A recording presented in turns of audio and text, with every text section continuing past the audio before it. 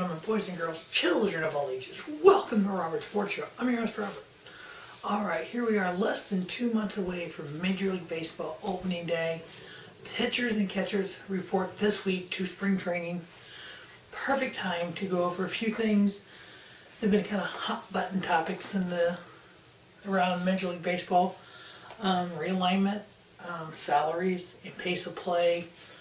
Are the owners in collusion of not signing big contracts with these players, these big contracts?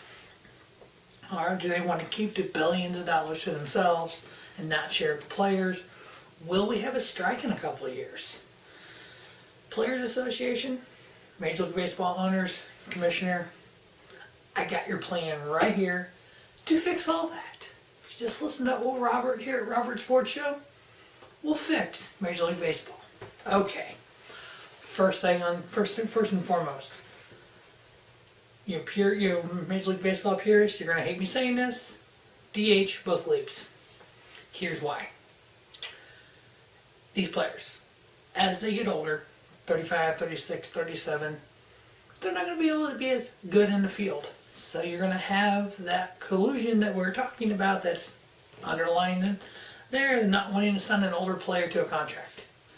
If we have a designated hitter in both leagues, that adds that hitter spot, not only in the National League, but we already have it in the American League. Yes, I know, it takes away from the purity of baseball, the pitch hitting, the strategy, and everything. But, here we are, offense, designated hitter in both leagues. We need to change the trade deadline. None of this, July 31st, August 31st for waivers, no. August 15th, plain and simple. You cannot make a trade after midnight Eastern time, August 15th, done. No worries, done that way. One trade deadline. Now we need to look at expanding the rosters. Based on the way these managers do their rosters, 25-man roster, we have the 10-day disabled list. Players get put on a phantom disabled list because they're not really hurt, but they are, just to get a fresh pitcher up. We know what happens. Here's what you do. Expand the rosters to 27. Each team gets to add 2 players. With that, caveat to that, a minimum of 12 pitchers on the roster. Now, if you have a player, what is the name of Tommy with the Los Angeles Angels? Obviously, you have to either designate him as one thing or the other on the roster. Is he a pitcher or is he a player? Now, somebody like that who can pitch and play defense, if he just DHs, he's considered a pitcher because he bats and he pitches. That's it. All right. Now, as we all know, last year they changed the mound visits to a limit of 6 per game. It seemed to work okay. We're trying to get the pace of play up. Okay, so with that, when a pitcher comes in during an inning, if inning starts, 1 pitch is thrown, so we're in the bottom of the 5th. Bottom of the 5th has began, there's been 1 pitch thrown. And we change pitchers. The pitcher coming in has to face a minimum of 3 batters. Plain and simple. Unless there's injury. But with that, if the training staff goes out and declares there's an injury, the player that left that game with an injury cannot play in the next 3 games. Because if he's hurt now, you're going to have these teams going, oh, he's hurt right now, but they're going to throw him out tomorrow. No. If a pitcher is removed from a game due to injury, he has to miss at least 3 games. Now, if you remove a pitcher, send him to the minor leagues. He has to not only miss 3 games, he has to be in the minor leagues for at least a week before he comes back on the Major League roster. If the pitcher gets hurt in the game, misses 3 games, the 4th game he's able to pitch. Or 3 days, make it 3 days, not 3 games, 3 days. So once the player comes in, he faces 3 batters, he can change pitchers.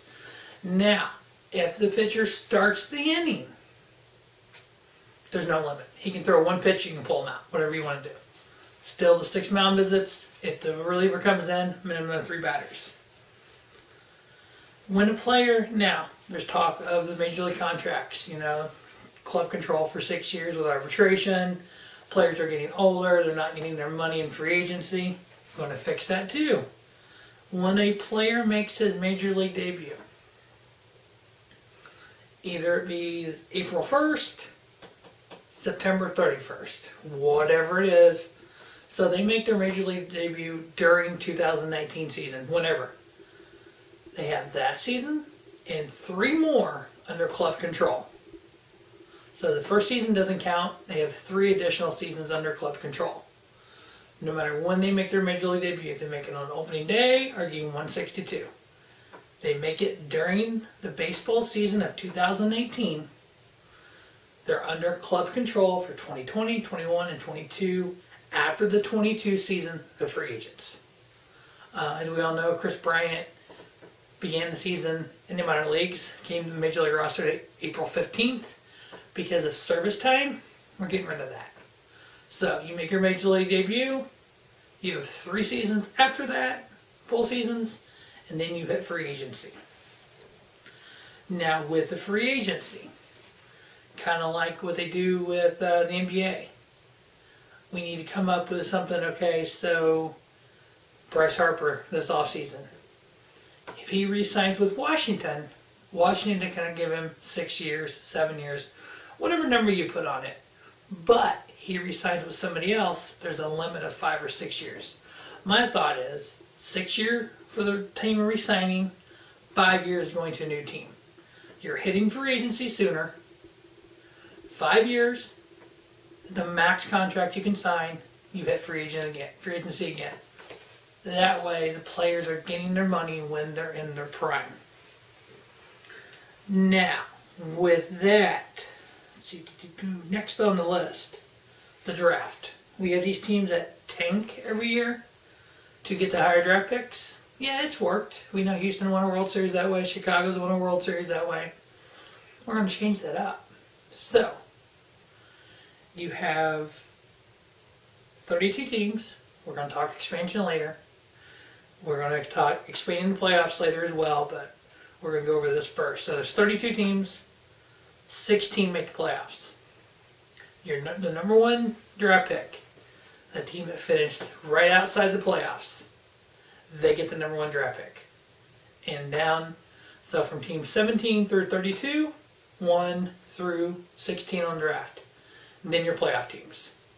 So if you tanked, you're not going to get the top 10 draft pick. You're going to get middle of the field.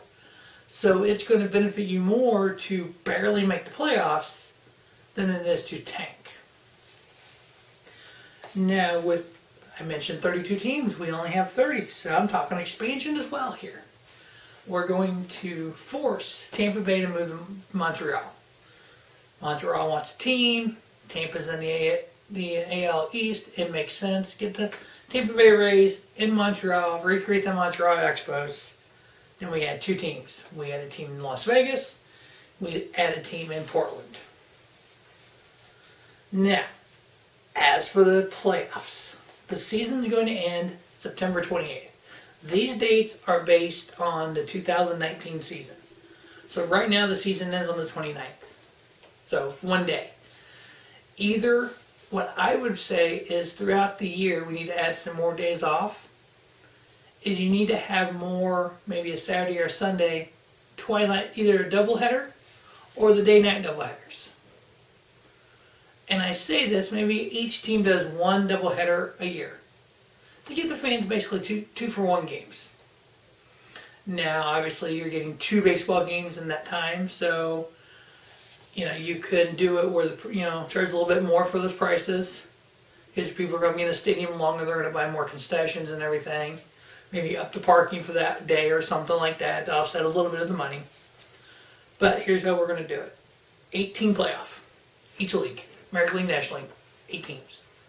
So if you have, I say don't have divisions. Just do 16-16 type of go to the playoffs. People are going to want their divisions. So you have 2 divisions of 4. in each league. The top 8 teams, I don't care what division you're in, the top 8 teams from each league go to the playoffs. Boom. First round of playoffs, best of 3.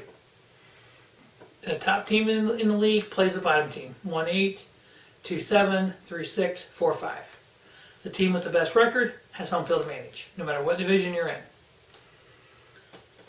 First round of playoffs go from September 30th to October 2nd. Best of 3. Get 1 day off. We start the divisional round. Best of 5. Best record, host is the home team. Best of 5, you get 3. When you're doing the best of 3, those are all 3 games in the stadium of the best record. When we go to the best of 5, it's a 3-2 setup. The best record gets 3 home games, the other team gets 2. From October 4th through October 9th. We get 2 days off, then we start the LCSs. Best of 7, as always. 2 off, 3 off, 2. We run from October 12th through October 20th. 2 days off, we start the World Series. I like the idea of rotating each year to American League National League, or you can even do like the Super Bowl does.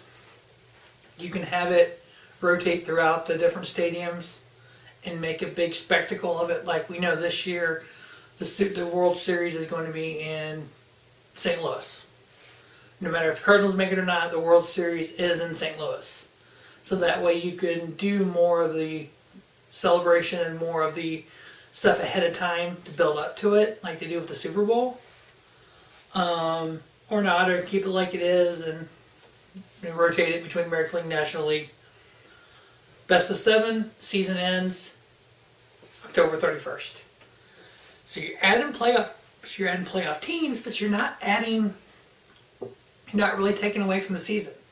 Now, here's the big caveat here with salaries. The luxury tax right now is $206 million. We're upping the ceiling, $225. You can go up to $225 if you want. But now, we're putting a floor in. You have to spend at least $125 million on payroll. At least. We had teams between 40 and 206 this last year. 40 million, 206 million. We need to bring that bottom up, 125 million floor. Just like if you go over the max luxury tax. If you go under, same luxury tax. The reason you can do this, in 2018, the average salary for a Major League Baseball team is $139 million a year. The team revenues for 2017 was between $210 million and $619 million. We have revenue sharing. There is no reason that each team can't spend at least $125 million. That way, you've got better competition.